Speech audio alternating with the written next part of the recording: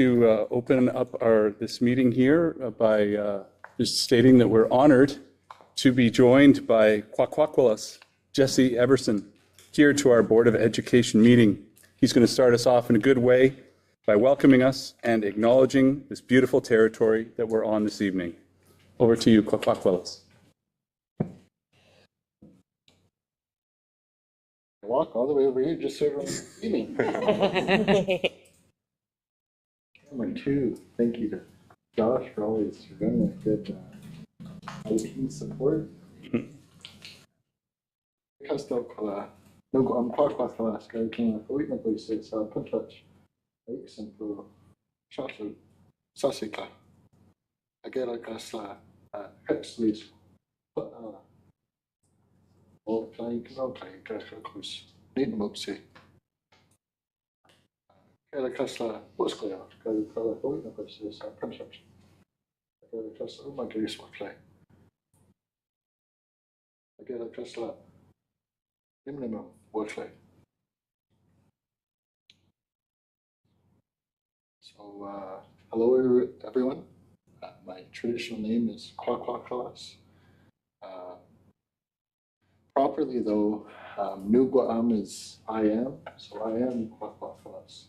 My English name is Jesse Everson. And I'm here not only as the Indigenous Engagement and Knowledge Specialist for our district, for Comox Valley Schools, but also as someone who comes from the Pentach and the Shaflu people of this territory. And in my acknowledgement of this beautiful place that we all live and work in, I really gave my gratitude to all of you. I referred to you all as my great friends. And I feel that I could say that now because I've been around for several months within this district, seen you in passing, seen you in photos a lot online, getting emails from you randomly, calls. I'm not talking about Joe, maybe I am. But we get to connect and work together. And so I use that word kindly because we're all doing this work together here, whether it's in this building or out in the world. And I gave my gratitude to some of the old people from this territory that are no longer here, being my late mom, Mary Everson, one of our old ancestors from the Puntach, Joe Nimnim. He carried the name Nimnim, and that's carried by one of our Frank relatives, Carrie Frank, actually. And so I thought in my mind all of these other people, but I couldn't remember their Bakumplay, their traditional name. But it's really important that we acknowledge those people because without them, we wouldn't have what we have today. I come from my grandfather, Andy Frank, and he was one of 4 siblings. And so just within people who have the Frank last name, it trickles down and then there's more and more people. And I could go on and on about the different families from our community, but the point being, we come from lots and lots of history. And it's not just one little short, quick paragraph on a piece of paper or a website. It can't be summed up by simplifying it. It's something that is more complex than we will ever know because it's before and after our lifetime. And it's something that I've really, really realized as I've been spending time with community and spending time out on our territory, on the land, by our waters, looking at the salmon that are in the river. They've lived a whole life that I didn't even see half of. I'm just seeing them for a moment in the river. And knowing that they're going to provide life to another generation. And since I've started here, I've been grateful enough to have a daughter of my own, Quinice. She's named after the glacier within our territory here. And so with that being all said, I'm really grateful to continue to have this relationship going with all of you. And I hope to see more of you all soon. I think that'll be it from me. Thank you all. Hey, that is all. So I could get back to my daughter and my family. Sure. Thank you. Thank you very much, Kwakwakolas. Thank you for sharing your words of medicine for us tonight. Gilakeste.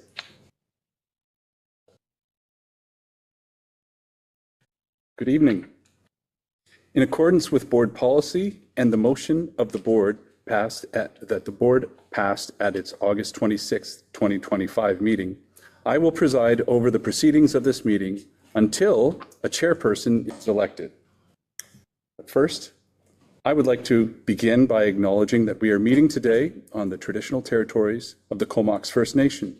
We would like to thank them for the privilege of living on their land and the gift of working with their children. I call to order this regular meeting of the Board of Education of School District 71, Comox Valley, on September 23rd, 2025 at 7:09 p.m.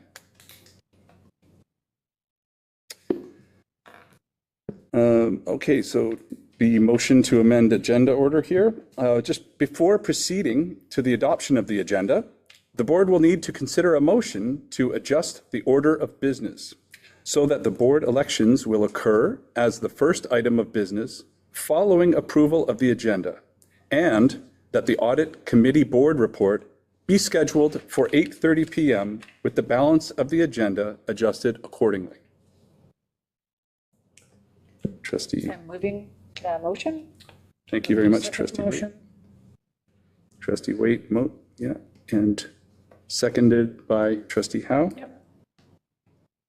Motion is unanimously carried. Sorry, Let's do that. or pardon me, all those in favor? Almost. Thank goodness. Now, motion is unanimously carried. That's okay, it's my favorite move. I like to rush things. May I have a motion to approve the agenda as amended? Thank you. Trustee Aldinger, and seconded. And we do have a secondary? Yes. Thank you, sorry. Yeah. Trustee Maysack seconded. And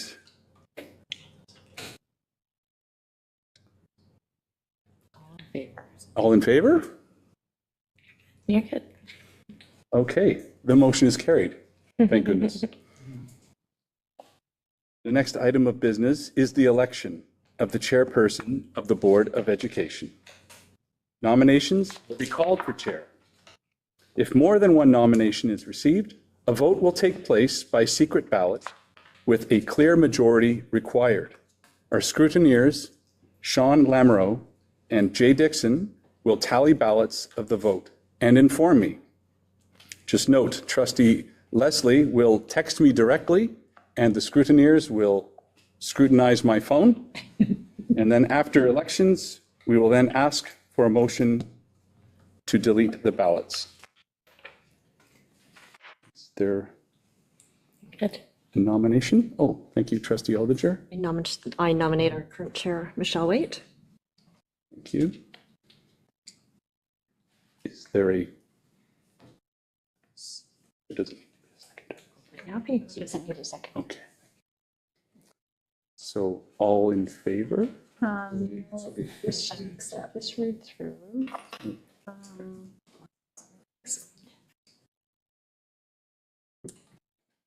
Is there more than one nomination? Is there more than, on the second time, is there another nomination?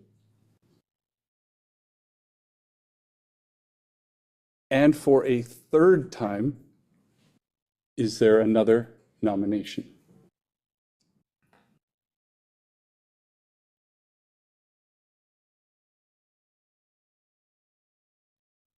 There is not another nomination, so therefore I am greatly relieved to announce that you are the chair. Great. Thank you very much. Thank you, and I will leave this area.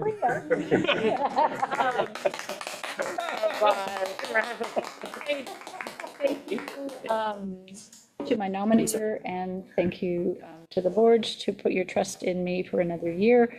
Some things aren't as easy as they look. But you know what? It's amazing practice and amazing. We thank you very much. You are still our elections officer for the next portion of the agenda as we go through the rest of the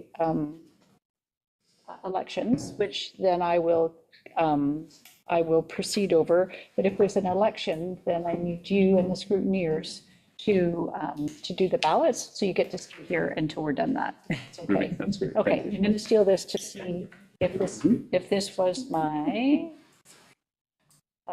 script. Perfect. Sometimes I do this in a different way because I'm used to doing it in a different way. So I'll do my best.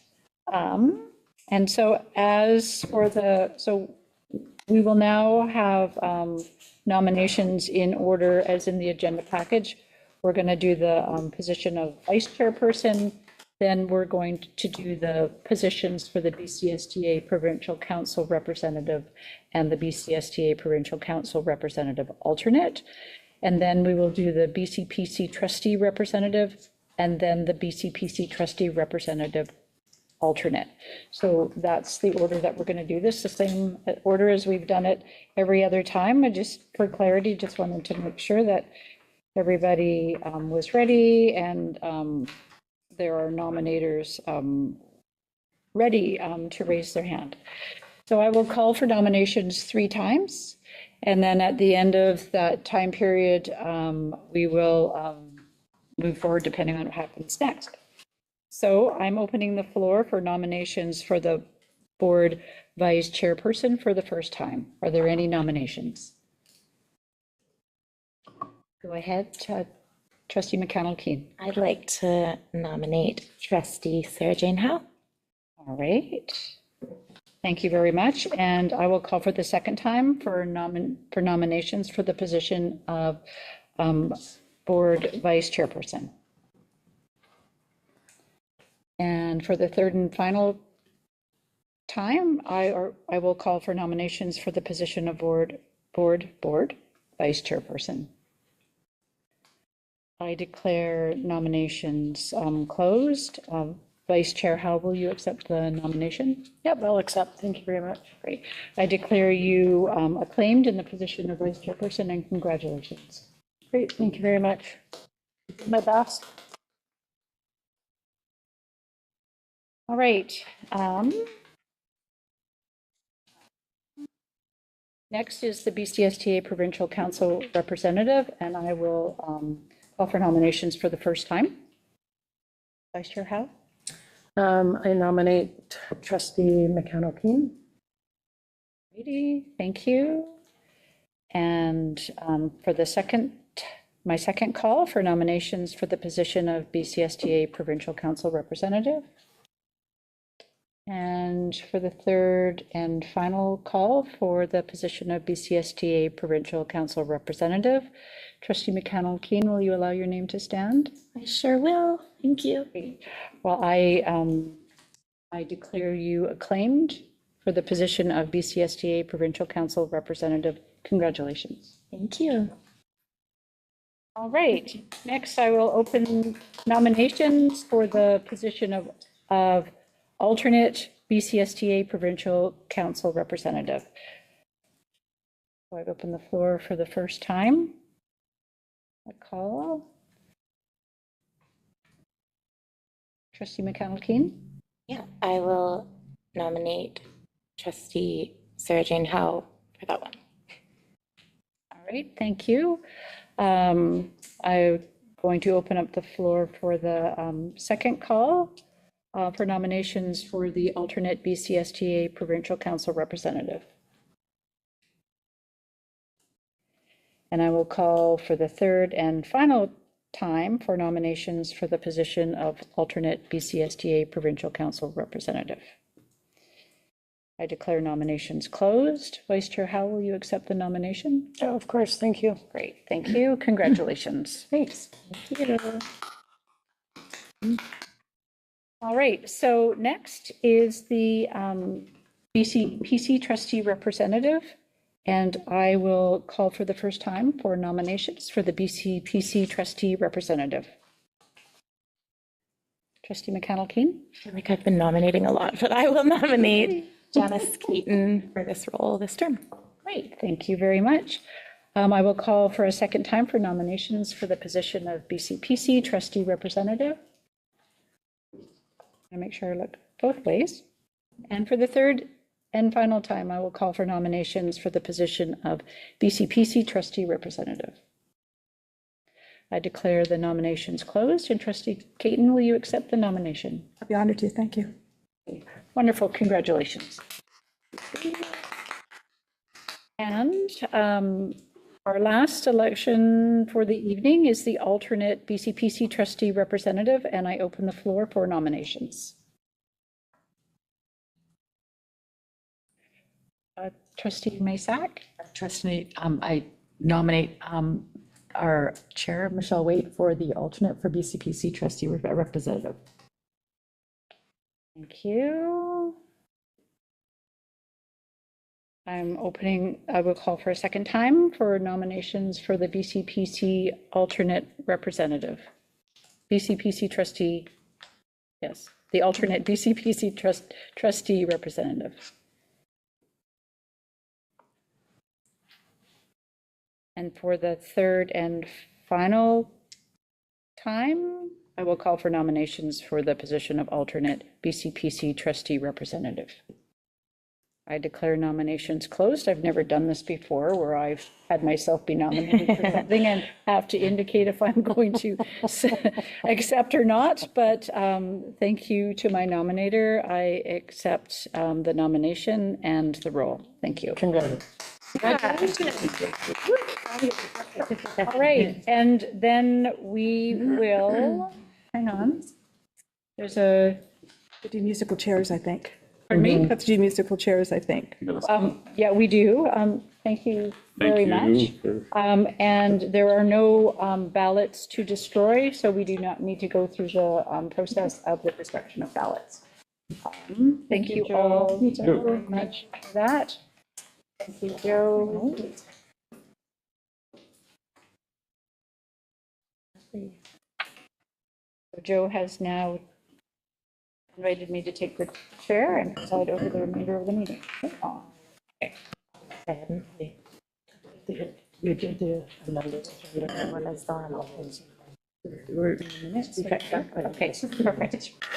All right, so I'm gonna, everybody can take a breath. Elections are over. Welcome. And we're moving on to the adoption of the meeting minutes. Looking for a mover. That the Board of Education of School District Number 71, Comox Valley, adopt the August 26, 2025 regular public board meeting minutes as presented. And seconded by Trustee McConnell-Keen. Seeing no hands raised, all those in favor? Thank you. And no one's opposed.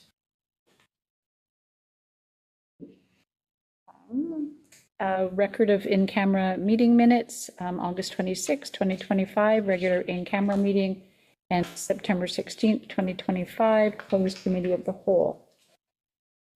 We'll move to the board chairperson report, but before I do, I just wanted to share, because it's hard for folks on the screen or here to know, but Trustee Leslie is with us tonight, attending virtually. She's not showing up on the screens except this screen that you can't see. Well, now that Vice Chair Howe can't see it either, I apologize. But she is here with us. We do have a board of 7 here this evening. So just wanted to make sure in transparency that and for the record that Trustee Leslie is here with us tonight and has the opportunity to come in and speak, and she is participating in all of our voting. And then I will now move to the board chairperson report. And right, good evening, Kayla Kessler. Welcome to everyone here tonight. And I want to thank Kwakwakeela Jesse for starting our meeting in a good way tonight. And then, I'd say maybe somewhat awkwardly, we moved right into a colonial election process. But for me, I can still feel the energy of Kwakwakeela's words in our space, and I hope that they move us all forward together throughout the rest of our time tonight in a good way, because it's still here.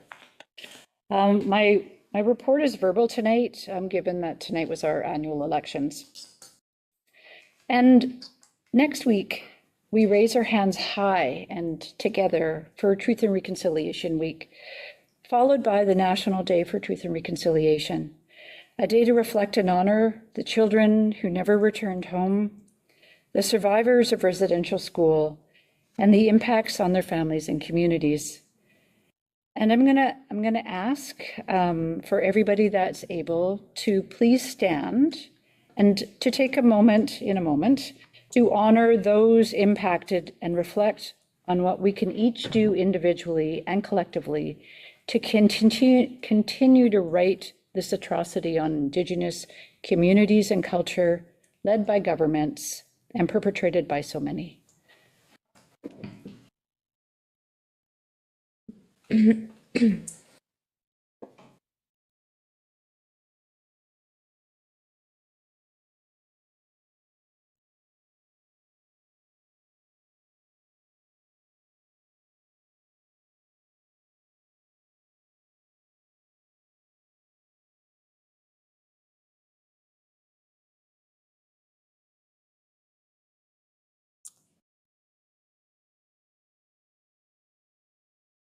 Kayla Kessler.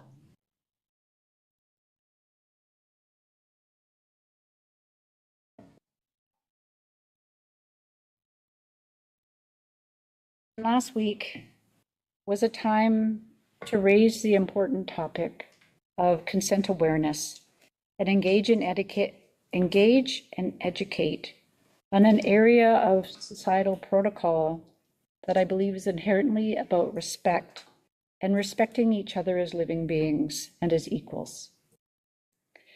There is much work to be done when we begin to speak about equality, and while we have progressed, I think back, and for me it's way back, to high school, and there is still so much work to be done. And as with much of this work, it takes a village. And the resolution from our board to the BCSTA regarding a K-12 action plan was submitted recently by our district PAC. And it's our understanding that this was passed at a recent BC CPAC general meeting. Thank you for raising this matter with PACs across BC, and thank you for writing to us to share this information. Our resolution is included in our agenda package tonight on a related topic and can be found at the very end of the package. Truth and reconciliation, consent, and all the issues that we work to raise awareness of, that may have a day or a week or a month where we spotlight and educate. These issues are part of the balanced urgency that we as a board and as Comox Valley Schools navigate that require action alongside the fundamentals of core competencies and the important work through the strategic plan. We have much important work to do together tonight, and I will pass the pen, I have a talking stick with me tonight, to the superintendent, so we may listen and learn about the first 3.5 weeks of our school term. No pressure. Susan, I should let you know that there was a hat by your table that I took. I didn't know it was for you. But I'm going to enjoy your careers hat. It's a super nice color. We've had a great start to the school year. Very positive, and I'm very excited about the learning and growth that will happen inside of our learning communities this year. Our student enrollment, while still finalizing, is very, very close to what we submitted to the ministry in February. So we anticipate that, that those numbers will come in just where we expected them to. and that we have a little bit more time before we know our final NIDES enrollment, but our bricks and mortar are almost exactly at the numbers we had anticipated, which is just very, very, very modest growth from last year to this year. We're all aware that this is the week of truth. It's a Truth and Reconciliation Week leading into the National Day for Truth and Reconciliation on Tuesday the 30th. And throughout our district, schools are engaging in lessons, events, and initiatives that center truth-telling, learning, and action guided by our strategic plan commitment to truth and reconciliation. I want to thank our Indigenous education team, our school leaders, teachers, knowledge keepers who are supporting meaningful learning and reflections for our students in a wide range of activities and lessons. Last week, our school took part in Consent Week. Consent education is foundational to safe and caring schools. And I'm grateful to our educators, our community partners, as well as the Gender-Based Violence Committee's work in furthering and advancing this critical work. I wanted to provide an update about the fact that this month, every school received a delivery of emergency food supplies for their on-site CCAN. Shipments to schools included granola bars, fruit cups, and bottled waters. So school teams have inspected all items and recorded expiry dates. They've stored supplies off the floor and organized for quick access, and have logged food inventory so we can keep it current. These supplies will be automatically replenished before they expire, and where appropriate, they will be routed back into existing breakfast and snack programs. So I want to thank our school teams for helping to keep our emergency cans safe, organized, and ready. Now we have Terry Fox runs underway across our district. As an example, on Friday, Brooklyn Elementary held their Action Hero Terry Fox run and raised over $1,500. Lots of those activities are happening now, and again, thank you to the staff and students for continuing Terry's legacy of resilience and community service. Tonight, I'm very proud to be able to recognize Chantel Parsons of Isfeld Secondary School, who is the recipient of the 2025 Kronsegal Award for Excellence in Holocaust Education from the Vancouver Holocaust Education Center. Ms. Parsons' work develops students' critical thinking and deepens understanding of historical responsibility, including confronting denial and distortion. So a thank you to Ms. Parsons for your leadership and impact on students in our wider community. We had a fun event with a ministerial visit to celebrate the Preventure program at Lake Trail. And one of the highlights was the co-emceeing between the principal, Kyle Timms, and grade 9 student Ray. Lake Trail piloted Preventure last year with early positive results. The other thing that was really fascinating about that particular announcement was the ministry was there to announce this great program and then took questions from the media with like 60 students from Lake Trail watching, and there was not a single question about the announcement. It was very interesting to watch it in action and just the poise in which the MLA handled questions that came from all over. So in short, it's been 3.5 weeks of real busyness, lots of engagement at schools. I think there's an old adage that a rocket uses up 90% of its energy in launch. So I know that our educators are feeling this long September, but just grateful to our staff for the launch that we've had and the community for their support. Great, thank you. And you reminded me that perhaps I shared a tell about what I wrote, because this week is Truth and Reconciliation Week. So thank you for that. Of my words. We're going to move on to standing committee reports. We have not had an open committee of the whole board meeting, so there's no report in your package. The ad hoc policy committee also has not met or has a report to share. And coming up on September 24th, the Gender-Based Violence Committee will be meeting for the first time this school year, so there is currently no report in your package as well. We do have, you will note that under decision items, the first thing is the audit committee board report, but as earlier moved, it's a timed event, so that will happen at 8:30. You guys can all help me with the stopwatch to make sure that in just under an hour, we can circle back to this and hear from, receive the information regarding the audit committee. from a multitude of folks who were going to share that with us. I will then carry us on now. We're on 11B, which is the interim progress report for enhancing student learning. Superintendent? So we actually will have Joe Heslop presenting the ESLR report.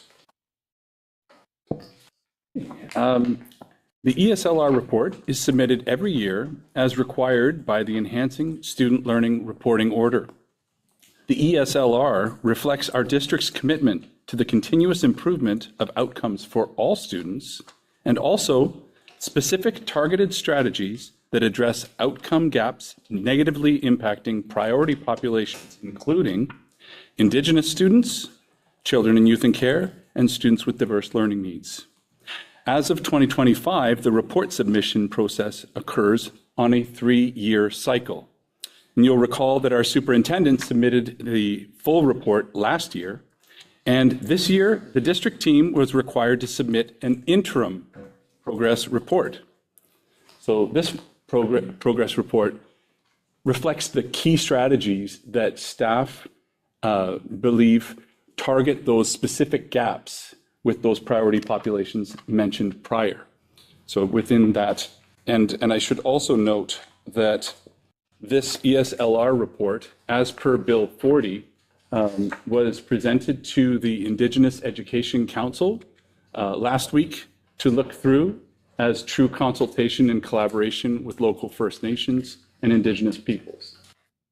And so a really brief overview is you can see from the on page 126 through, this is a very streamlined approach. What is the strategy? What is the gap or the problem of practice that's addressed based on the review of the data and evidence? How effective is this strategy? And then what are you going to do about it? What are you doing next? So that is what this strategy is. We have to, or this report is, we have to complete it in under 10 pages. I think we managed to get under that, but there are far more strategies we could have listed here. And that's it for my report. Thank you. Are there any queries, questions from the trustees?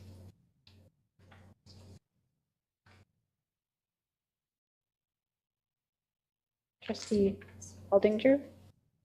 Just thank you. That's a really interesting, detailed read. Very interesting to see the strategies detailed in that way. And I particularly appreciated seeing that there are some, the student survey results are showing some gains in belonging, safety, and connection. Also the targeted expansions that are being recommended. Also the shift somewhat from the district focus from individual practice to school team collaboration all seem like just really great developments, and it's good to hear more about this work. And I've got Susan. Okay. Trustee Leslie, do you want to unmute and we'll test to see if we can hear you? Yes, we can.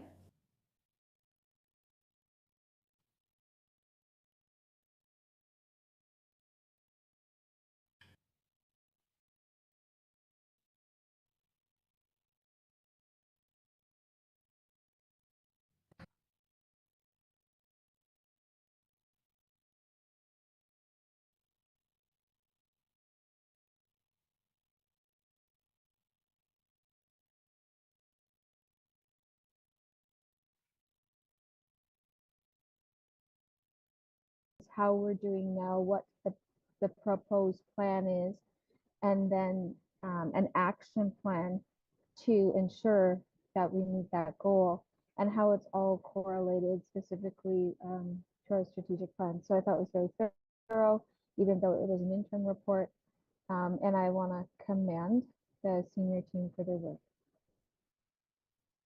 Thank you, Trustee Leslie. Don't see any further hands and pages all over the place. Vice Chair, how? If everyone's ready, I'm happy to move the motion. Great.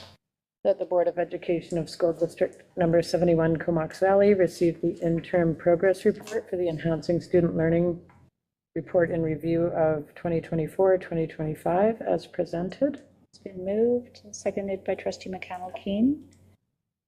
Seeing no hands in question, all those in favor, please raise your hand. And that's been carried unanimously. Thank you. Next, we're going to move on to the City of Courtenay proposed statutory right-of-way. And I'm curious if our Director of Operations is going to speak to it, or our Superintendent. Let's see them making eye contact. I think I see them making eye contact. Yes. Thank you.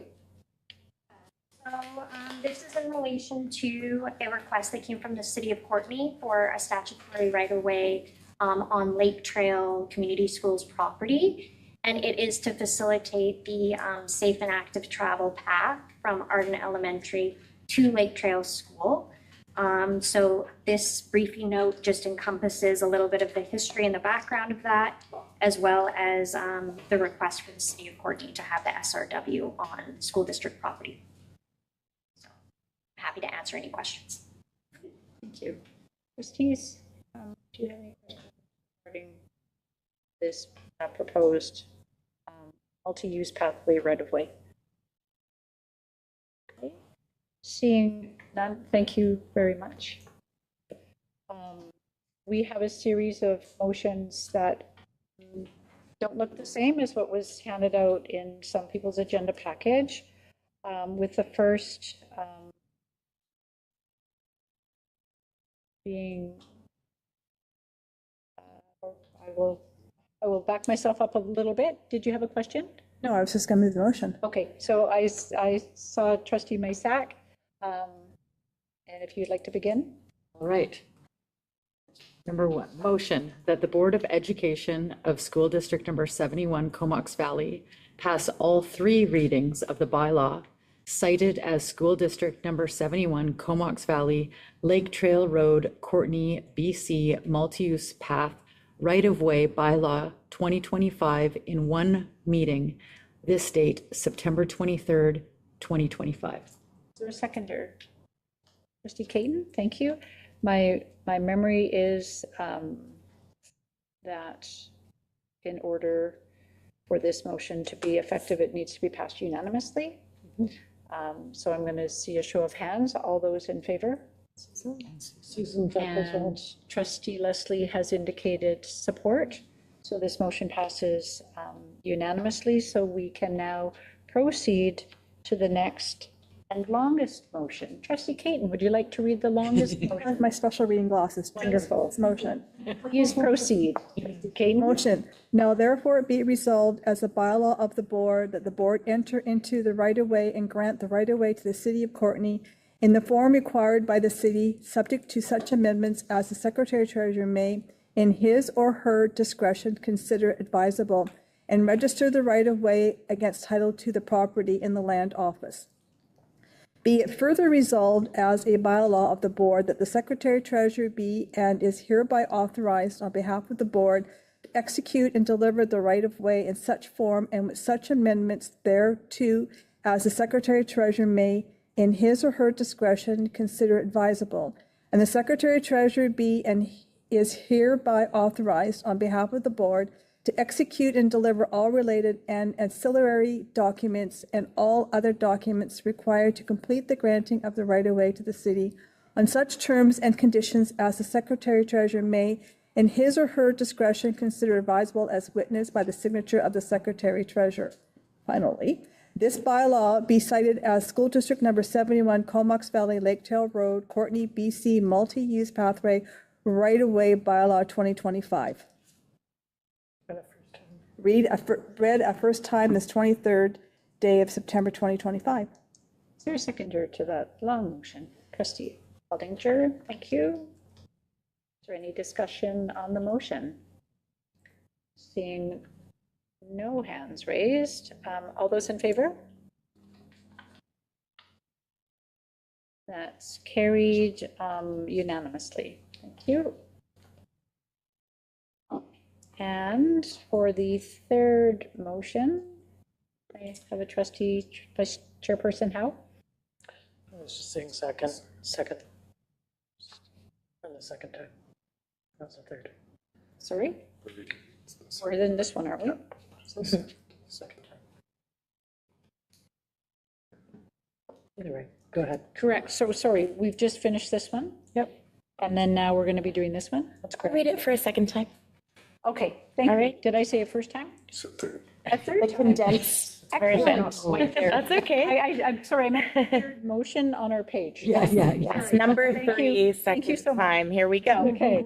That the Board of Education of School District Number 71, Comox Valley, adopt the bylaw cited as School District Number 71, Comox Valley, Lake Trail Road, Courtney, BC Multi-Use Pathway Right-of-Way Bylaw 2025 during the September 23rd, 2025 regular board meeting, being a bylaw that provides the City of Courtney with a right-of-way associated with access to the property to create a multi-use pathway. Read a second time this 23rd day of September 2025. Seconded by trustee Aldinger. And any hands raised for discussion? Seeing none, all those in favor of this motion? That's carried. Thank you. Been voted as well. Yep. Now, would like to read the final motion on this page. Trustee Aldinger, thank you. The Board of Education of School District 71, Comox Valley adopt the bylaw cited as School District Number 71, Comox Valley, Lake Trail Road, Courtney, BC, Multi-Use Pathway Right-of-Way Bylaw 2025 during the September 23rd, 2025 regular board meeting, being a bylaw that provides the City of Courtney with a right-of-way associated with access to the property to create a multi-use pathway. Read a third time, passed and adopted this 23rd day of September 2025. And that's seconded by trustee Masak. Seeing no hands raised for questions or comments, all those in favor? And that's unanimous and carried. Thank you very much. Right. All of this isn't often as easy as it seems. Right down to it. All right, I gotta figure out where I am. My agenda package. I've moved everything around terribly. Thank you very much, Superintendent. Next, we have 11D, which is our minor capital plan. And I suspect we will have our Director of Operations, Molly Proudfoot, looking us through any questions we may have. Would you like to share, walk us through the first steps of this process? Yeah, sure. So it's that time of the year again for minor capital. So it's due at the end of this month. So we submitted our major capital at the end of June. So included in this briefing note is the background of the timeline for the submission and approval process for this year's capital, as well as the programs that are included under minor. So it's broken up into those categories and they're listed in order of priority. You will see some resubmissions from last year's, which is standard. When we don't receive funding for 1 year, we will resubmit. So I'm happy to answer any questions you have about the projects included.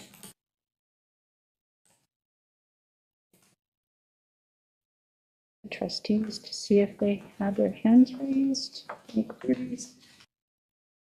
I don't see any, and so I will thank you and the team.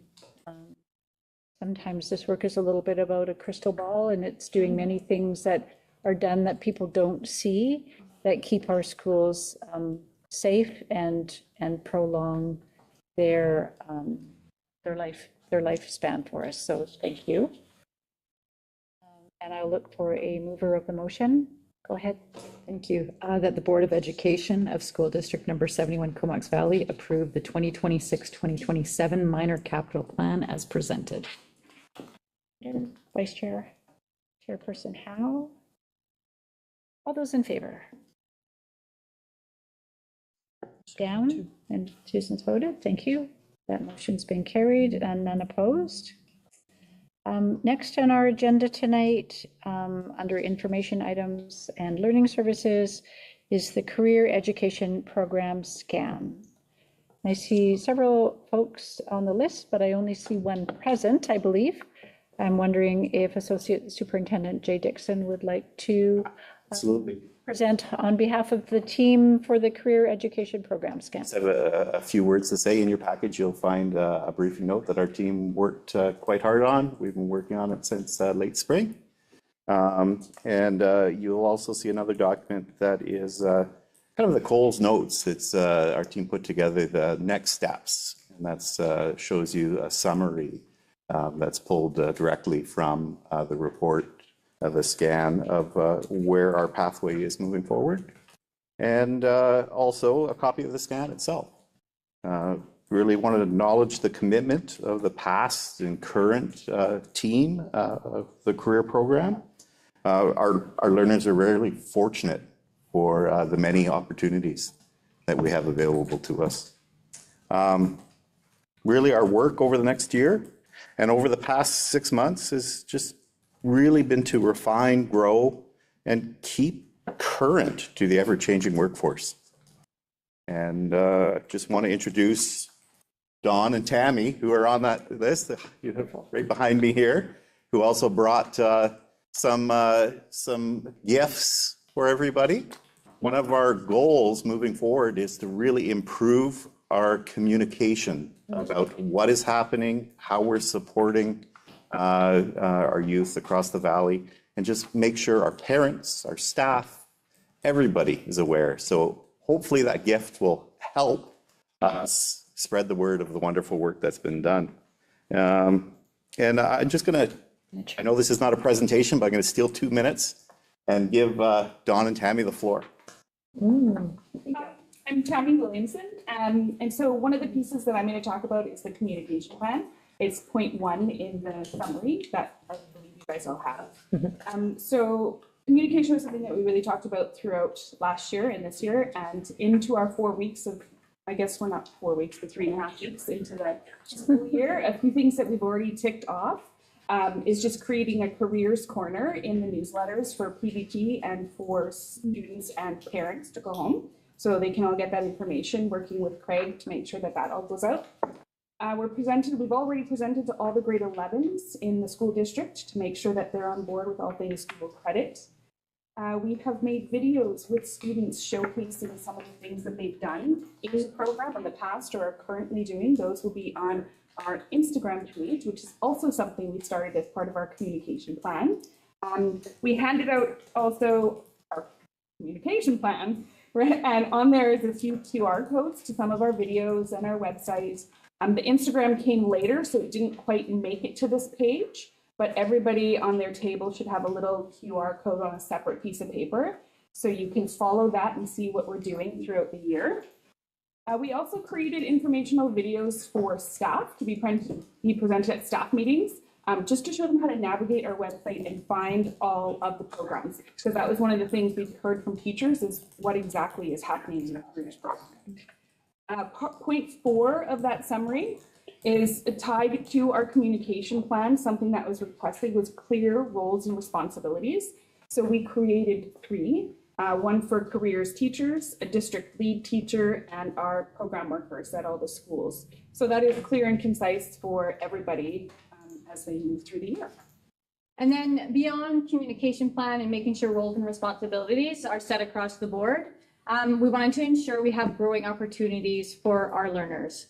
And so one of the big ones that came back to us from feedback last year was a lot of students interested in health pathways. So we're going to create at Isfeld as our starting point a new health career sampler program.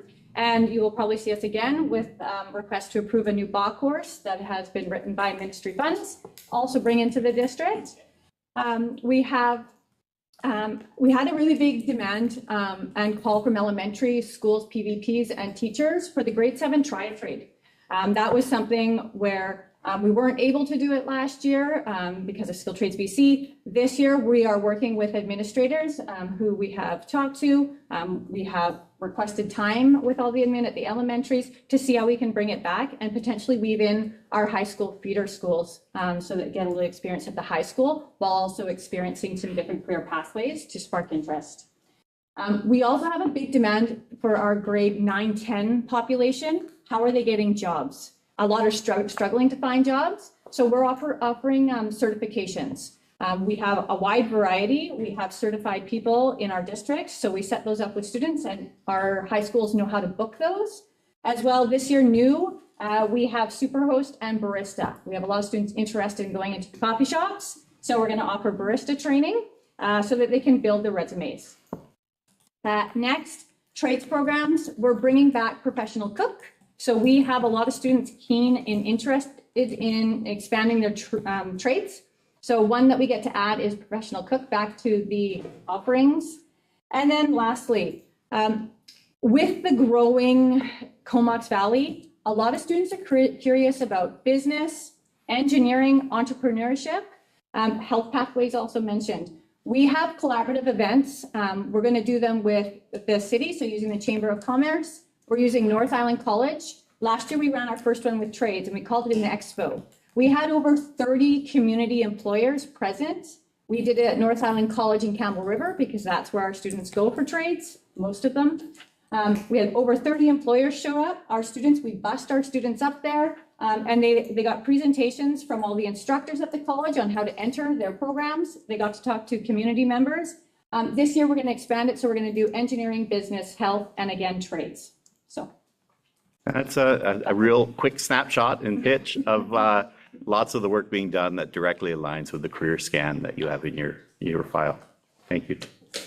I want to thank you, and I didn't see you in the back, so apologies for me thinking that you weren't here. And I see there's a couple of trustees that have their hands raised, so I'll start with Trustee Caton and then Vice Chairperson Howe. So thank you for this. I do have some questions and I have some concerns, and I just want some clarification on a couple of things, if that's okay. And I'm looking at time, and I understand that I'm not going to hog all the questions and on that one there. But one thing is just a point of clarification and process. We're receiving this report, but there's a lot of recommendations in here and follow up. So I'm wondering, once we receive the report, the what next before I ask my questions. I don't mind if you don't mind answering, Jay. We commissioned this last year to support some of the work around ensuring that our programs are relevant to learners. So with the surveys that occurred and the compiling of this report, we saw this as, what helps guide our operational day-to-day work in the careers department. So we've been working on those next steps items for quite a few months now, and really seeing a pickup in some of the awareness with our programs. We haven't ended any programs. It's about really respecting programs of the past and looking at redesigning pieces for the future. So then can I ask my questions now, the clarification? Okay, so when I looked at the focus group, I'm wondering, when I looked at who's asked, and what I see, and I don't see here, are the actual shop teachers. The teachers that teach metalwork, woodworking, and that one there. And I also didn't see students that actually take those trades and automotive mechanics, whatever that. And I'm wondering, when we talk about going into the trades and whatever it is, why, or was that, did I miss that, or why were they not included in the conversation? Because when students are in high school, those shop teachers are often that first step for them going to the next step, whether it's automotive mechanic and that. And sometimes we miss that importance. And I'm just wondering, I miss that in here, and I'm wondering how their conversation, that's going to be included in the conversation of career paths and trades. Every shop class in the school district was visited by our consultant. And had conversations with both students and staff. Anybody could contribute to the survey that went out, that was put out. And we actually met with focus groups of students in different schools as well. So just here, Isfield grade 10 students, is that's right? So I didn't see the. There was site visits to each of the schools, and kids were pulled aside in their class to have conversations with the consultant as well. Thank you for that. Sure, thanks. If it's okay, I was actually hoping to address Tammy and Don specifically just on a comment that they had made in their presentation.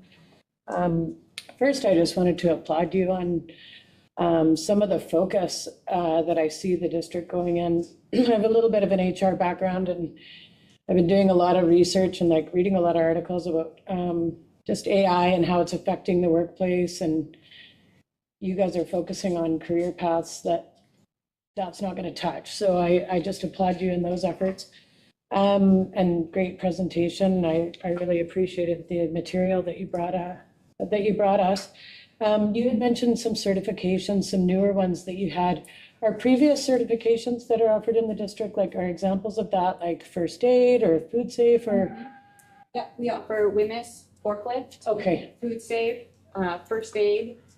We have some other ones related to firefighting and EMR. Students can write their licensing exams for that. And we have paramedics, so they can go off as well, do paramedic practice over 2 days worth of camp and write their licensing exam at the end of that as well. Great. Thank you so much. I appreciate it. And there, Trustee Ellinger? Yeah, thank you. It's a really interesting report that was commissioned and lots of interesting findings. And I love hearing about the steps you're taking to expand the programs. Career Health Pathways seems particularly relevant at a time when we have an aging population, and it's great to hear that we have a community of learners who are interested in moving in that direction. I'm curious about whether there has been any communication with or thinking about communicating with like farmers in our agricultural communities, just mostly given where we live. And then my other question, same thing, but in relation to kind of reaching out and looking at like green tech jobs, or like trades-based green jobs, like installing solar panels and those types of things as well. Yeah, that's great alignment with kind of the rationale and that we wrote in a briefing note around kind of really looking at the workforce sectors type of certifications. And I heard a yes back here, so I'll let them briefly comment. In my role, I'm part of the North Vancouver Island Chefs Association. And so within that, we try to bring a lot of students into that realm as well. And there's a lot of farming community within that. And so we introduce kids to it that way. Over the summer, just speaking on a personal note, is I took a course on environmentalism in the school. And so that is something that is on my goal to bring into our careers department around eco jobs. And I think Dawn's got a few about forestry and stuff too. Mm-hmm. Yeah, so we're working with the college on new forestry programs. We actually put in a grant for $400,000. It was a co-written grant between us and 4 other school districts about forestry and building up that industry, as well as GIS systems and everything like that. And then the other one too is we've been working with waste management and taking students on tours and giving them the full gamut of all wastewater, our garbage, waste treatment, all of those. So students have been going on those tours and speaking to the employers at each site. We have Trustee Leslie. Trustee Leslie, you can unmute and. Thank you for this report. It's exciting to see just how many amazing opportunities that our students are given in terms of post-secondary and secondary learning that we offer. My question is, at what age do they access an opportunity to take some of these? What age does that occur? Is that grade 11 and grade 12? That's one part of the question. And the second part is as career education is a K-12 part of our curriculum, what is done in high schools from grade 8 to 10, and how much of the learning is focused on preparing students for where they see themselves after high school's over, and how much preparation prior to these opportunities that they can choose in grade 11 and 12. I can address that. However, we'd love to do a half an hour presentation in the future to really jump in and dig into the questions. One of our growth areas we feel is our middle schools, getting more exposure to career programs in middle schools. We can dive into secondary as well. I'm just being respectful of time. Which one do you want them all addressed? Because we can keep going. Sorry. Yeah. No, I like it. I'm happy that you spoke to the middle school and the opportunities there. And I just look forward to hearing at a later date what some of these opportunities might look like for the younger students in preparation to having the possibility, I guess, to have an informed choice when we get to grade 11 and 12. Yeah, we would love the opportunity to get more granular. If so, I know we've done that in the past for our presentations, and kind of dig into areas of that we're growing in and areas that we're really proud of. And we have a wonderful team that could guide us through that. Thank you, Trustee Leslie. Yeah, I was curious if some of the work that's being done is based on some of our aging populace and industries. I know that we have, various industries where we have a lot of aging out. I was really happy to hear about the forestry because that was going to be one of my questions, and other natural resources kind of based careers, as well as more environmental sciences and things along those lines, stewardship. We have so many groups out there now, the Guardians. So I was just kind of curious on if the industry was impacting, and if we're reacting to industry so that we can start to fill these gaps, knowing that in the next 10 years, we're going to see a major issue with our trades across the country. I think, Dawn, I know you're connected provincially with a lot of the trends and work. You have a... Yeah, no, and we've applied, we have 4 different grants on the go, and they're all based on our local community and the economy that's here, the population that's here. And so when we do write those grants, all of that is all based on exactly what's going on in our local community. And then as well, we do liaise with the college a lot. To look at what is up and coming, what is in demand, what do we need, and we're always kind of going back and forth on what we can offer students to make sure we're hitting the mark about what they're curious about and what they want. And we work quite a bit with Skilled Trades BC. We have a rep, a local rep who we use all the time as one of our people at our presentations, and so she is very up to date on all of that as well. So she's often part of our conversations. Fantastic. And Trustee Caton. Thank you. I'm going to go back to the Sandvik site and some of the impact that's going to have on some of the trade programs that's happening, and the ability to move those programs from that site to a school site. Is there going to be room, and how is that going to work? And how does that affect the trade sampler programs? Because in the past, and it's been a while since I've been out to Sandvik, that's where that sampler program used to be. They used to go to the Sandvik site to do, if I recall, they had plumbing and they had electrical, and this is years gone since. I bet there's mice out there apparently now, but that's okay. So how is that going to impact with the delivery of those programs with the Sandvik site being in the state that you've acknowledged it? Mm-hmm. And also with the Try the Trades program, at what grade level does that actually start?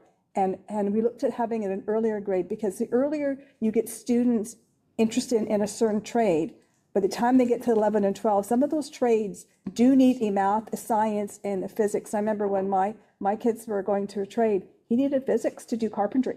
So there are certain courses that kids need to continue on, even in the trades, that they need to have in 11 and 12. So I'm wondering how that fits into them moving on and how the Sandwich site is going to have an impact in what you want to do with all the problems you're having you identified at that site.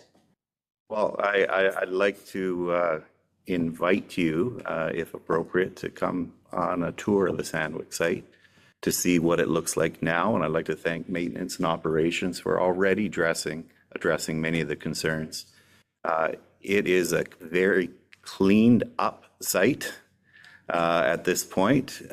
Programs are still being run out of the site. We've had a year hiatus with the grade 7 program due to grants not being received. And there are still kids out there learning, and now there's also NIDE staff out working at the facility. So to really address Sandwich, I'd invite you to come for a little bit of a tour and walk about. Programs are still being run out of Sandwich. It's got some nice new paint job, and it's been cleaned up. So also in terms of programs for youth, as I mentioned, I'm sure the team couldn't dive into a big presentation on layering in and what we offer for the elementary programs. I think that also it's recognized that's a growth area for us too. And it's everybody's collective responsibility in all our schools to address career education in elementary. So yeah, multiple layers. I'd love to keep talking on. You have any comments about Sandwich? You work there right now? Yeah, so the sample programs that you were referring to are run out of Isfeld and Vanier. So Vanier has 2 of them. They have the transportation and the carpentry construction, and then Isfeld runs the metal mechanic. So what's running out of Sandwich is our STEP program. So this is for kids from grade 9 to grade 12. Do we go to grade 12? Mm-hmm. Grade 12. And they come out there and they work on small projects with Oliver. Actually, we have a video on our Instagram page of all the kids working away on their projects. And then as for elementary, we're in the schools a lot with our ADST projects. So kind of leading up to what they're going to see at Sandwich or at their high schools one day. Both in carpentry, we do some carpentry ones, we do some food sustainability. I've worked with people in this room on that. And so we're definitely in the elementary schools, and that's a big part of our plan too, is to be in the schools as much as possible. Mm-hmm. Last year, we hit over 100 classrooms doing the elementary ADST project. So that's 100 classrooms were building and using hand saws and chop saws with their teachers. And we had Oliver or myself and Christy go into those classrooms and support so that they were learning, following safety protocols. So some of in the scan itself were some recommendations of the state of the site and potential plan. We initially dealt with the state of the site rather than relocating programs.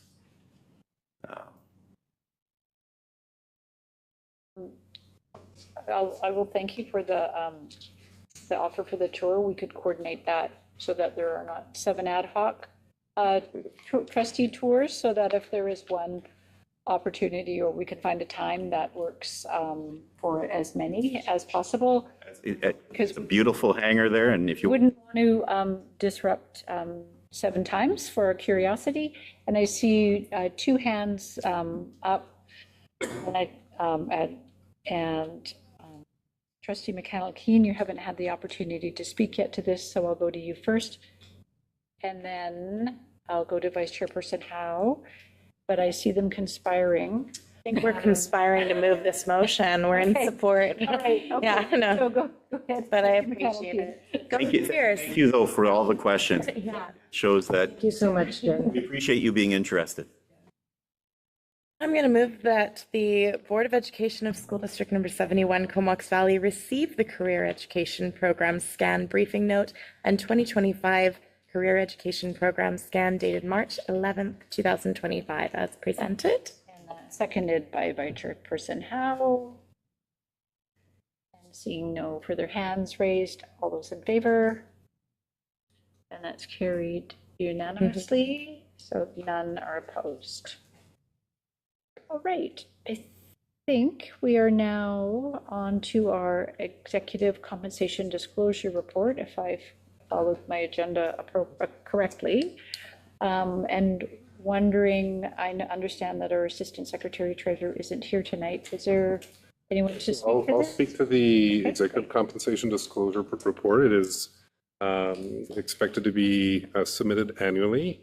Executive compensation is governed by BCPC.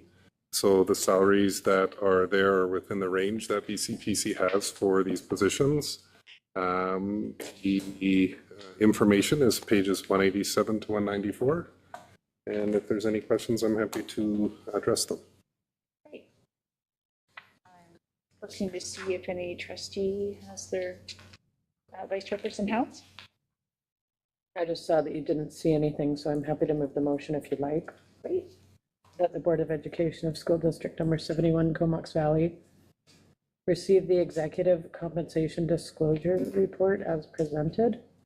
Seconded by Trustee McConnell-Keen. Really appreciate this being provided to us. And I will say, in speaking to this, what is so important is the transparency. And while oftentimes, things don't fit always correctly into a box or into a ministry document, it's very important for the board and for the public to understand that we're in compliance and what our processes are. And yet another opportunity for executive compensation disclosure that also occurs during the SOAP report as well. Agreed. Seeing no further hands to discuss the motion, all those in favor? And opposed? Susan. Okay, so that is carried. Thank you very much. And then next, we're going to have our superintendent share a district enrollment and staffing report. Yeah, this will be brief. I shared a little bit, stole my own thunder with the enrollment update in my opening comments. So our enrollment is basically right where we projected it to be, which is really good news in terms of the whole budget process that we go through is based on those February projections. So if we were off, for example, if we overestimated, we would be looking at a reduction. The good news, if we have a whole bunch more students, then we have potentially additional resources. At this time, it looks like the forecast is going to be almost bang on. Again, there's still some things to sift, even though we're only a week away from submission to the ministry. There are still some final numbers that will come in over the next few days. And the good news is, unlike many districts in the province, we continue to have almost a full complement of staff. We actually did not hire to the TTOC list this fall because we have a sufficient number of TTOCs already on the list and wanting to make sure that the people that are on the list have a reasonable opportunity to work. So that is different than many of the other stories. I would love to say it's because we're the best employer ever, but I recognize that as Kwakwaka'wakw introduced, we're surrounded by mountains and trees and ocean, and it is just a beautiful place to be. And so we're really grateful for the recruitment that the valley itself generates. We have 224 educational assistants this year. We have one position that's left unfilled. And that sounds really, really positive. However, what that means is that we also have almost no casual EAs. So this is where we see, as an example today, we had 15 unfilled educational assistant absences today. And so if the story is we've got all of our positions filled, it feels like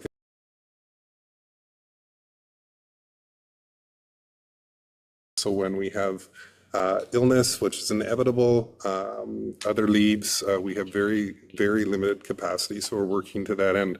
We also have some unfilled custodial positions. So one of the things that we are looking at is a fundamentally different way of trying to generate, to recruit, looking at different social media platforms. We largely use the Make a Future platform, which is an educator-driven platform.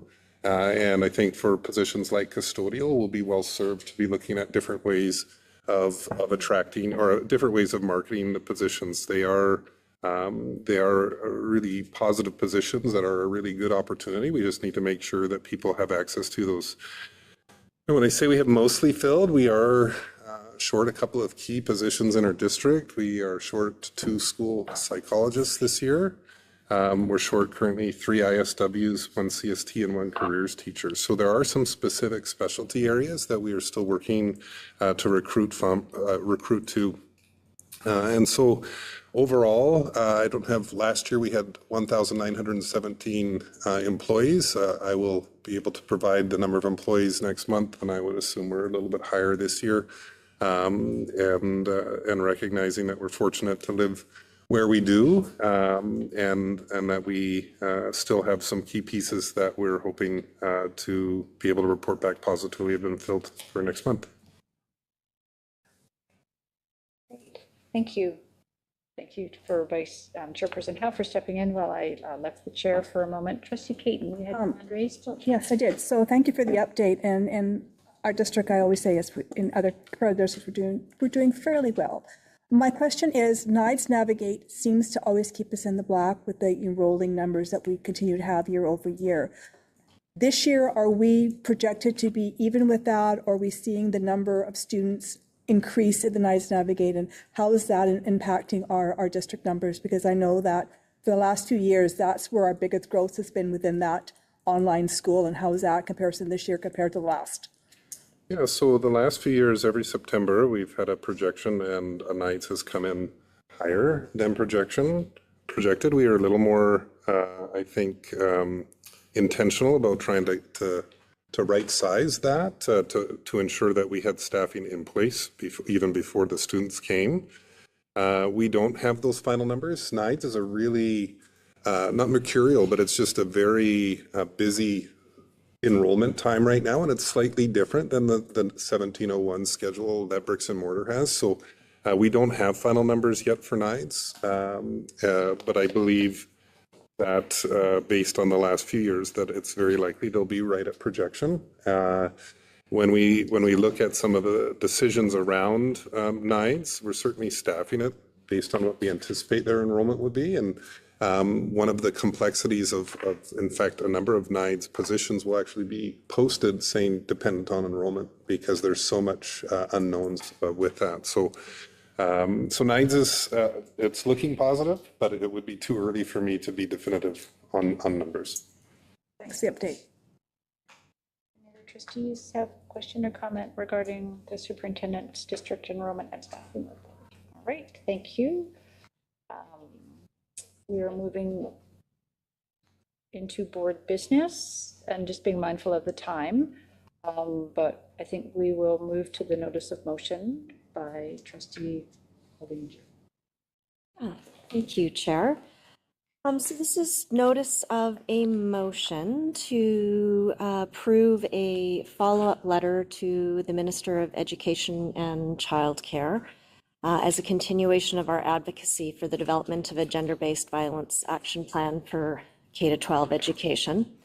There is a briefing note at page 195 to 96 of the agenda package, followed by a draft of the letter at page 197 and 198.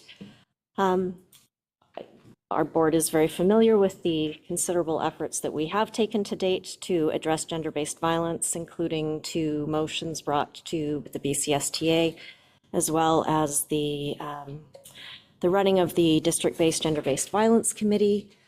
We have had a follow-up. We had a meeting with the minister in May and followed up with a lengthy letter outlining more about our district's good work in this area, as well as what we would like to see the ministry do as its next steps.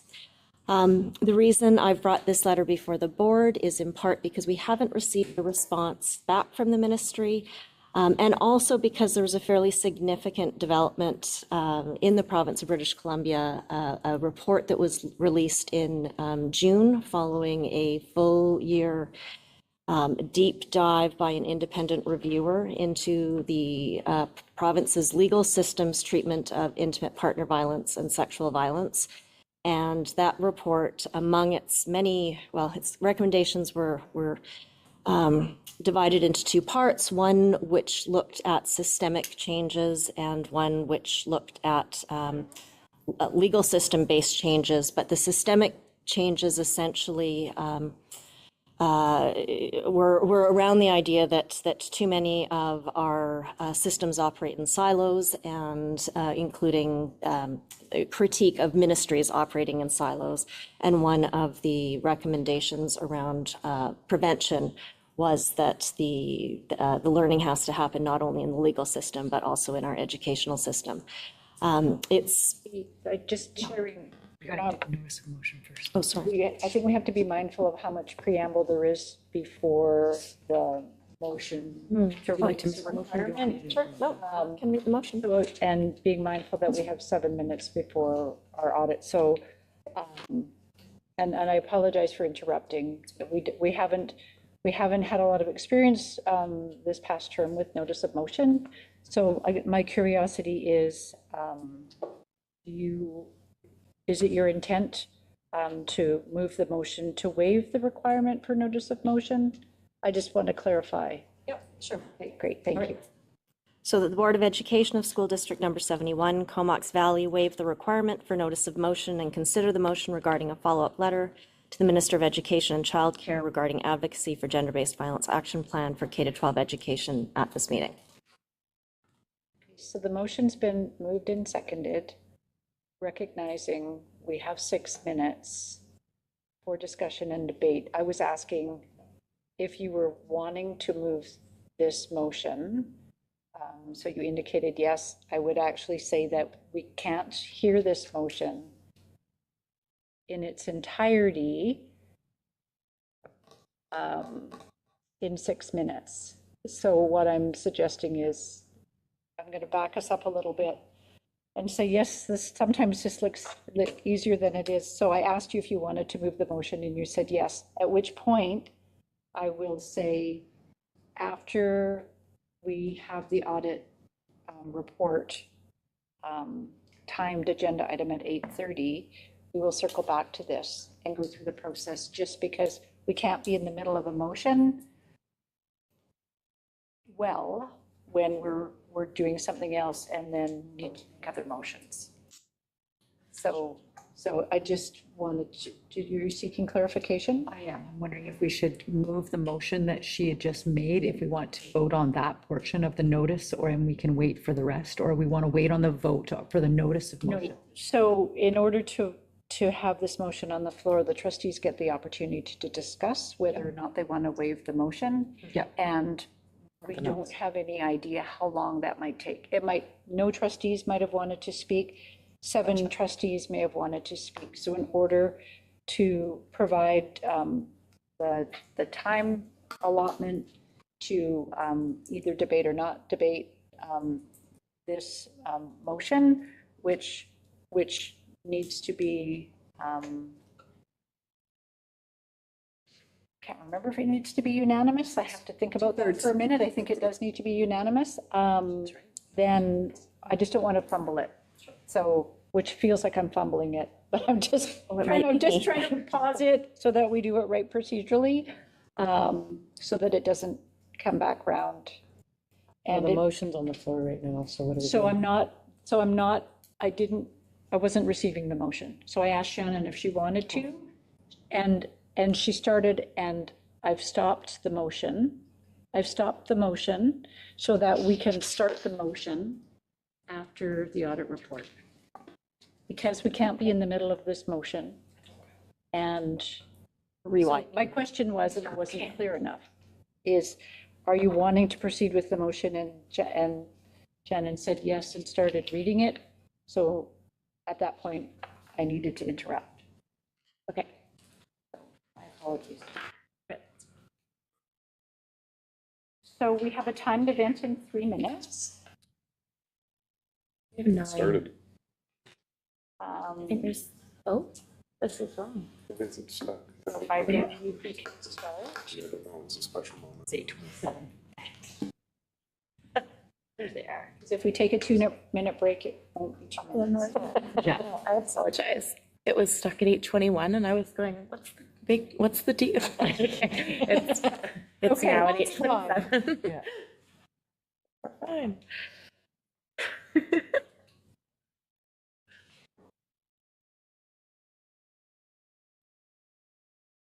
All right, so Candace, would you like to begin the process of the audit committee board report? And I'll welcome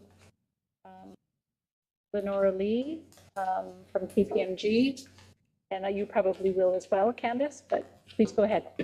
Thank you. Hello, Lenora. Are you able to hear me from where I am? Perfect. Yes, I can. Thanks. Perfect. So good evening, everyone. The briefing note and audit committee reports begin on page 15 of the agenda package tonight. The audit committee met with the external auditors on September 16th to review our financial statements along with the audit findings report. As well, the financial statement discussion and analysis report was included in that package for the audit committee, and it's also included in tonight's package. It's a valuable report that should be read in conjunction with our financial statements, as it contains valuable information regarding different funds and reasons for variances between budget to actual results and then the year-over-year results. So the committee confirmed that the financial statements represent the financial position of the district and that no material concerns or deficiencies were identified during the audit process. So tonight we're seeking board approval of the 2024-25 audited financial statements along with receipt of the audit findings report and the financial statement discussion and analysis. So Lenora Lee, the lead audit engagement partner from KPMG, is joining us tonight via Zoom, and I will pass it over to her to provide us with a status update and to summarize the audit findings. Great, thank you. Thanks for having me at your meeting tonight and for accommodating my time. In terms of overall audit status, we are substantially complete. We reviewed the details of our audit findings report with the audit committee last week. At this time, the only matters that are outstanding are approval of the financial statements by the board. At that time, we'll be prepared to finalize our audit report and receive a management representation letter. As drafted, the audit report is a clean and unqualified audit report. As just mentioned, it indicates there's no material errors in the financial statements, and they do comply with the rules that the Ministry of Education and Childcare require the school district to follow. In terms of other reporting items, we are required to provide some information to the Office of the Auditor General as the group auditor to the province of BC. And again, we are prepared to do that upon completion of the financial statement audit. In terms of the accounting and audit standards applied this year, there were no changes on a year-over-year basis. So all of the accounting rules have been applied consistently. We also did not have any modifications to our audit plan, which was presented earlier in June. There was no deviations or modifications needed due to any potential roadblocks that we met.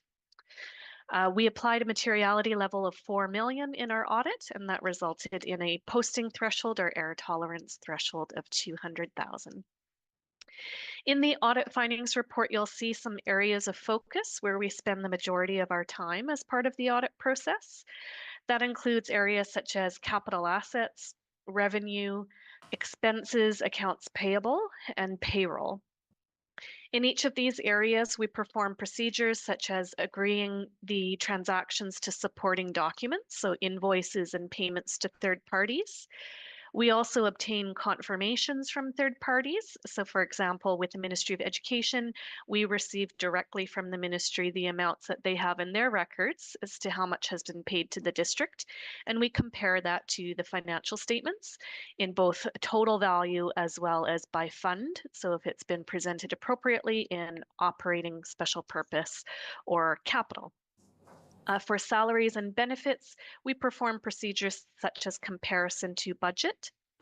And for employee future benefit liabilities, this year was a deep dive actuarial valuation year, which takes place every 3 years and is commissioned by the ministry.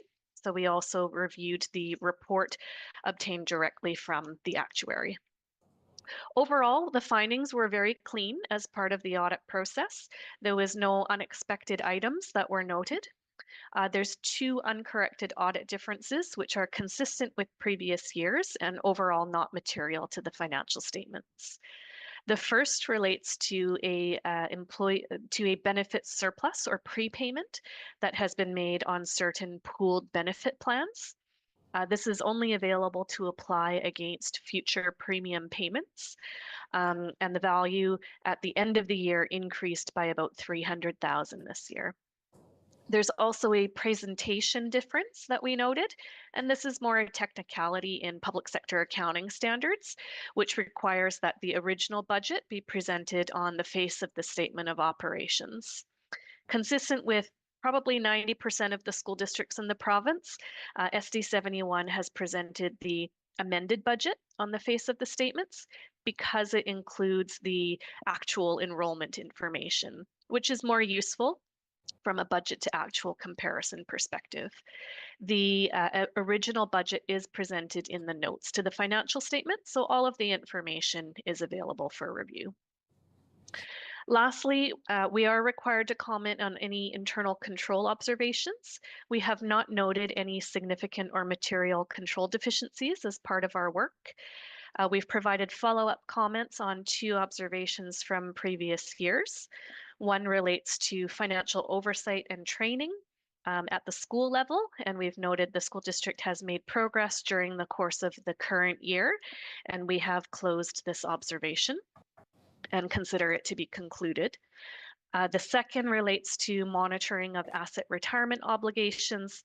This is an estimate of future costs required to remediate things such as asbestos in schools. And the school district will be implementing a more precise, accurate, and estimation process on a year-to-year basis. These numbers are inherently an estimate, but there is some work that the school district finance team will do in order to update for things such as inflation and remediation that takes place annually. Those were the highlights of the findings report that we wanted to touch on. Again, a very clean process, and would like to extend our thanks and appreciation to the finance team for all of the support and timely responses to all of our questions. Happy to address any questions the board may have. Thank you. I'm turning to the trustees to see if they have any questions. So I want to thank you, Lenora, and the KPMG team, as well as our finance department, some who are here tonight, and the rest who are not. But we know it did an incredible amount of work. Doing year end and doing audit is no easy feat, and with the year's cycle of school districts, it's always in the summer. So it's even more interestingly timed, I'll just say that. So thank you very much, Lenora. We hope you have a good evening and good visits to all of the other school districts that you're visiting over the weeks to come. Thank you. Thank you. Okay. And I'm looking for Vice Chairperson Howe. I'll move the motion that the Board of Education of School District Number 71 Comox Valley receive the KPMG LLP's report on the financial statement audit for the year ending June 30th, 2025, and that the Board of Education of School District Number 71 Comox Valley receive the financial statement discussion and analysis for the year ended June 30th, 2025, and that the Board of Education of School District Number 71 Comox Valley approve the 2024-2025 audited financial statements as presented. Seconder, please. Trustee Alder. Any questions, comments? Seeing none, all those in favor of the motion? And opposed? And that's carried. Thank you very much. Okay. Thanks, Nora. Let's see if I can do this right this time. You know, sometimes the challenge of having our meetings taped is like, did I really do that? So my apologies. And again, we thought we kind of had the notice of motion thing down and how it might go, and lots of changes. Trustee Aldinger, under new business, you have a notice of motion. Are you at this time going to move the motion? The notice of the notice, votes? are you going to move the motion to waive the requirement for notice of motion? I am. Okay, please proceed. That the Board of Education of School District 71 Comox Valley waive the requirement for notice of motion and consider the motion regarding a follow-up letter to the Minister of Education and Childcare regarding advocacy for gender-based violence plan for K-12 education at this meeting. And thank you once again for raising your hand, Trustee Maysack. The motion has been moved and seconded. Is there any discussion? I just noticed that in a number of places, the two motions, this motion and the one coming, that it just says gender-based action plan. And I'm just wondering if it's the right time to suggest a friendly amendment there, that it doesn't say violence in either of them. I don't know what the right process would be. I'm just noticing that, and if we want it to accurately reflect the action plan. Are you raising your hand and you would like to do an amendment? I'm either suggesting an amendment or wondering if it can be a friendly one, and I think Candace is making eyes, so. I have captured the motion as it was on the floor. Great, so it includes the word violence. The wording, okay, perfect, thank you for the clarification. Good, moving forward. Thank you. Okay. No amendment necessary in my, thank you. If I have a curiosity, given some of the information, that we may have learned over the last week about the minister indicating that she would be communicating with our board, I'm just curious as to your thoughts of sending the letter or having the discussion today to potentially send the letter now rather than waiting for another month. I was just curious. I, in some ways, don't have strong feelings about that. I think it would be entirely reasonable to approve this with a time frame, or get an expectation that wait till the end of we're almost at the end of the month.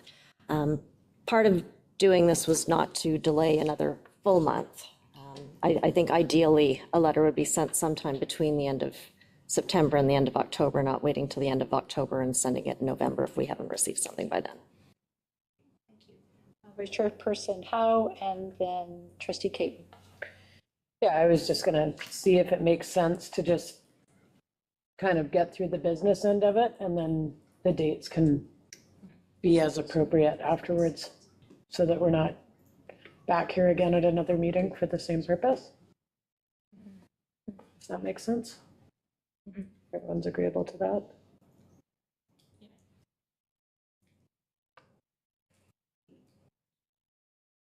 Sorry, can you repeat that? Sorry, repeat my statement? No, no, never mind. Trustee Caton? Actually, my comment is actually relevant to the actual motion, not the motion to suspend the thing. So I'm going to stop, and mine will deal with the actual motion itself. Okay. So we have a motion on the floor. I don't see any further hands. In order to proceed with the next motion tonight, the vote needs to be unanimous. No, 2/3. 2/3. 2/3? Oh, 2/3. Okay, thank you. Is that what you were trying to say? And I couldn't hear. Okay. Double checked. I was wondering too, because I said I wondered if it was, thank you. That was fast fingers. 2/3 majority in order to waive the notice of motion. All those in favor? And Susan. Okay, it has been passed. And before we do that, given the time, I'm wondering, Vice Chairperson Howe, if you could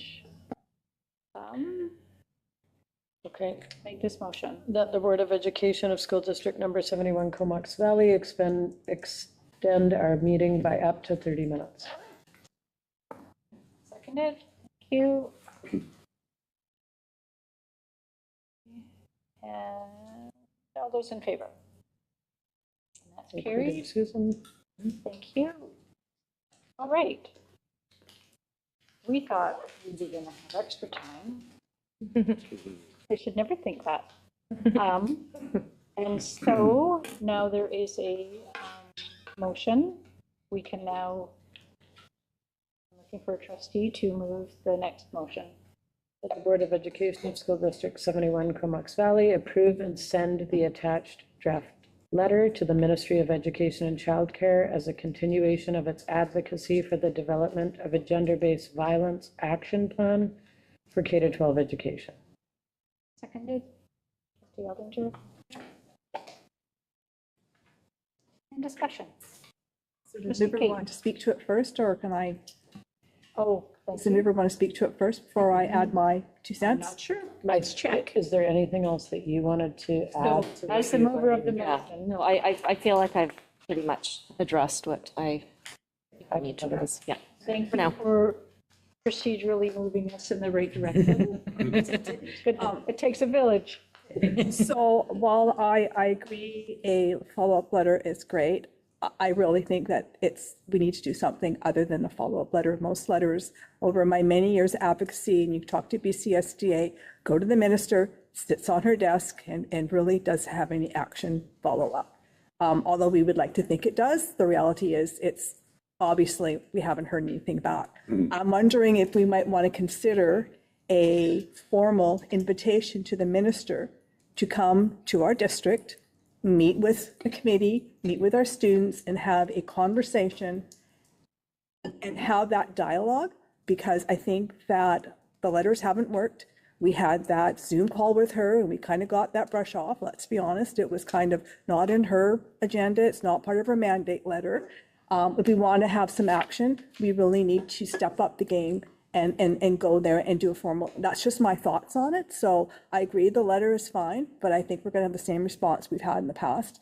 And we really need to consider taking it up a notch and doing a bit more advocacy by that formal invite, face-to-face, having a conversation rather than the letter, which probably get ignored or get a form letter back.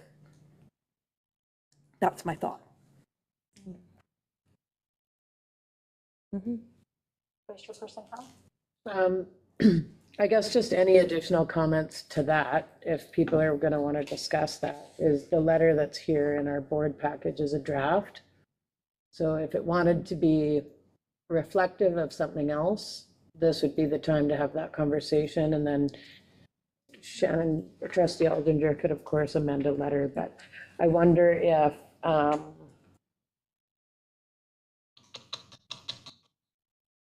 I just feel like there's probably a gender-based violence committee meeting tomorrow morning. Like maybe we should just, you know what I mean? If this is a living letter right now and it's not set in stone, then maybe we can have another conversation after we've sort of debriefed and had a committee session and that, but I think that's a really good point.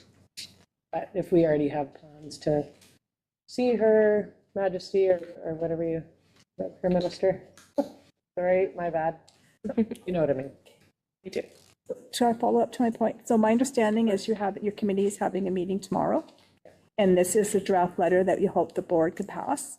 So the board can pass the draft letter, and you guys can include that as part of the dialogue that we've had. But I really honestly believe that a letter is not going to get the reaction that you're hoping. I think we have to step it up and do a bit more advocacy work. So if the committee's wanting to do that, I'm okay with that, but I also don't want to leave it just as a letter. I guess one thing I would want to clarify is this is a letter on behalf of the board, which is different. I mean, the committee is a product of the board. She said, yeah. But we're not, this is not meant to be a letter from the committee or even with committee input, although that is not to say that I don't appreciate the idea about revising it to specifically say, hey, we'd like you to come and meet with us this time in person.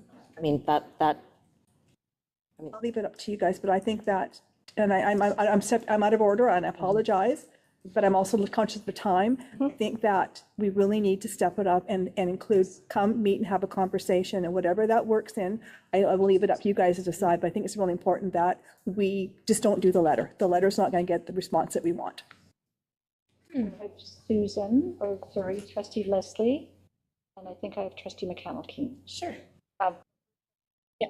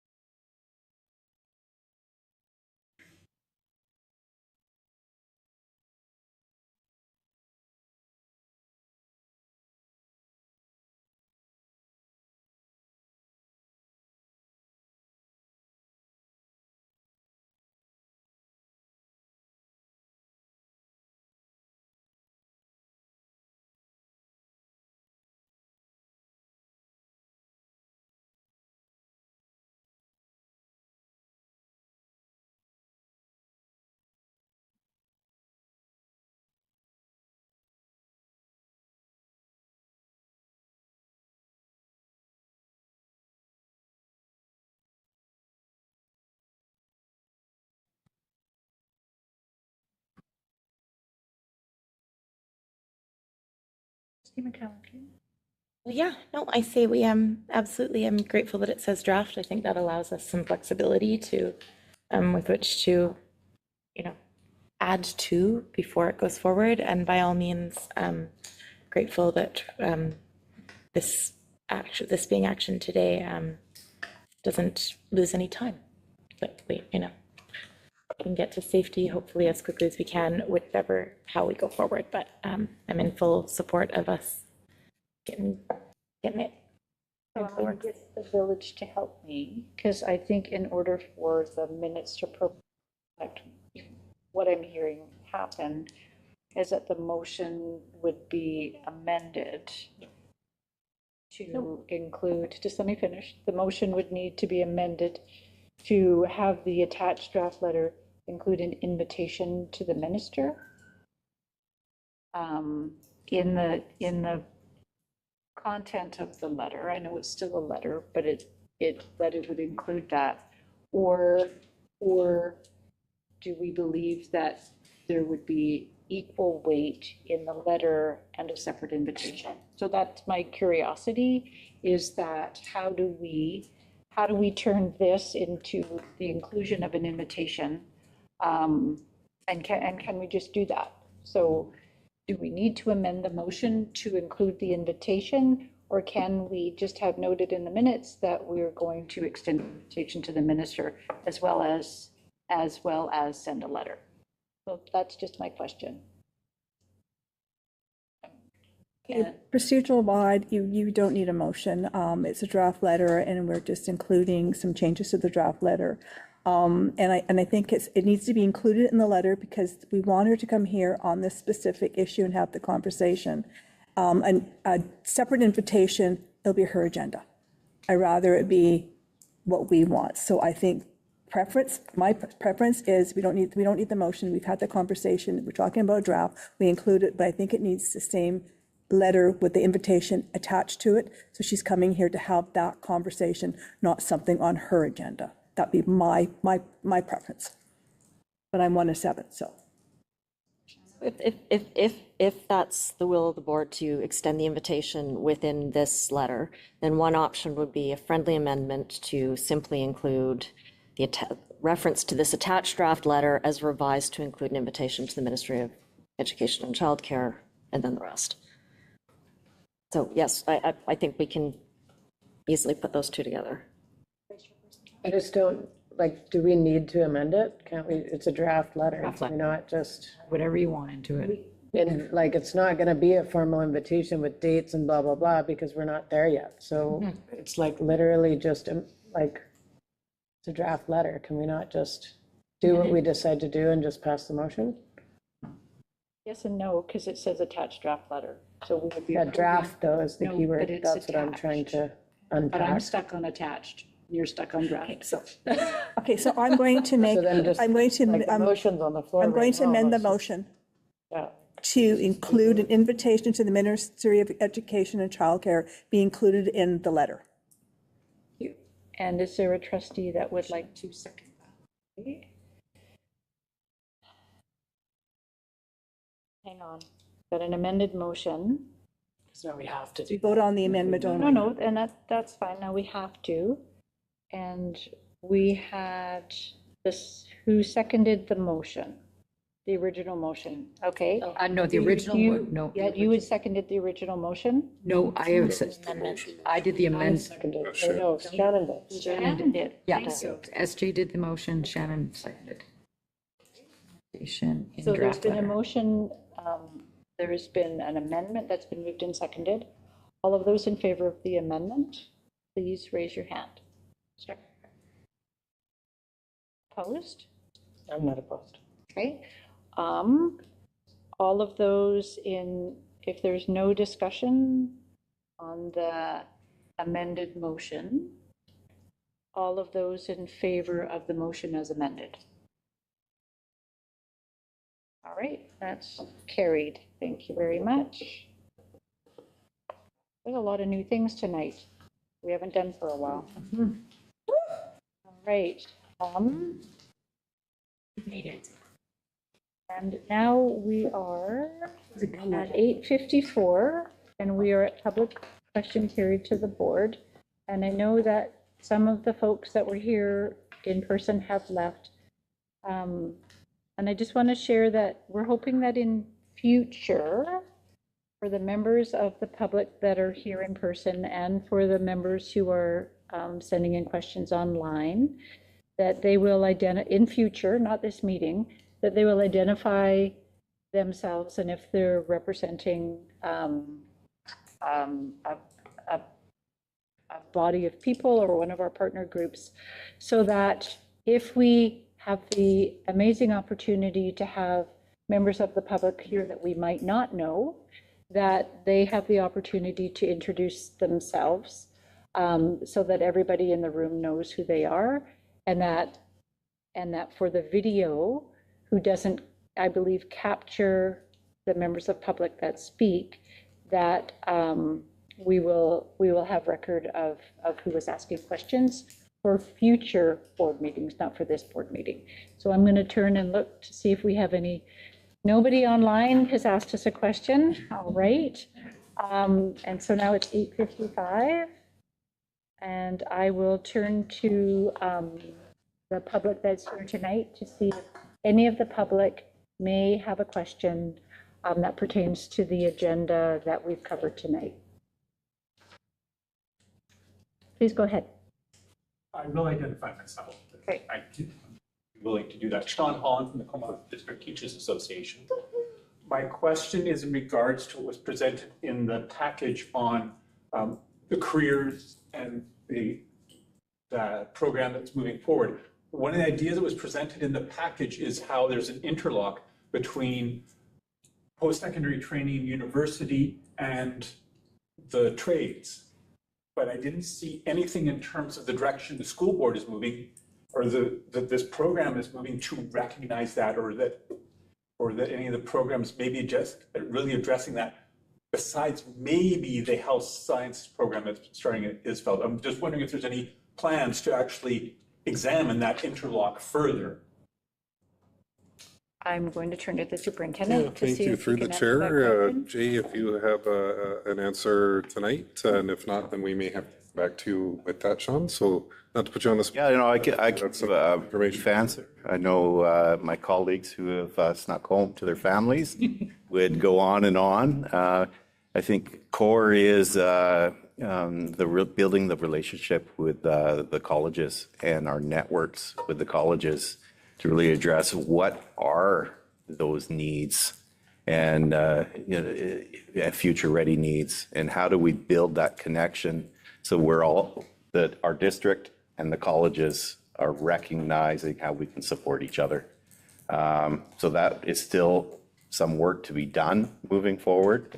That and some more research around what our workforce demands are in the Comox Valley.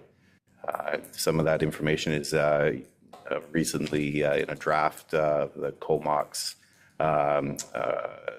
community plan that's in draft right now for community feedback. They address some of the future demands and making those ties with post-secondary, our cities that we live in our regional area, and what is relevant for our current learners. And that relationship building, networking is kind of being refined as we go. And still much work to do. It's hard to keep up now with what the jobs will be 5-10 years from now. The traditional trades, yes, will still be there. We're going to continue to invest in those. But what are the other pieces that we need to strive towards? And we gave a brief overview in those themes, but the work to be done is to dig deeper with the college and community partners. So I know that's kind of a high level. Don and Tammy would probably start rattling off all the different people they've been talking to. But anytime, I look forward to just having that dialogue with the CDTA as well. Hey, thank you for that response. I hope that kind of answered some of it. Did that answer satisfy your question, or do you want further No, follow-up? it did not. It actually didn't address the intersection between trades and post-secondary and how our programs are examining that, but it might be something that. Yeah, we could take that offline, and Don, who is the direct contact with our post-secondary trades specific at North Island College, can further elaborate, do a better job.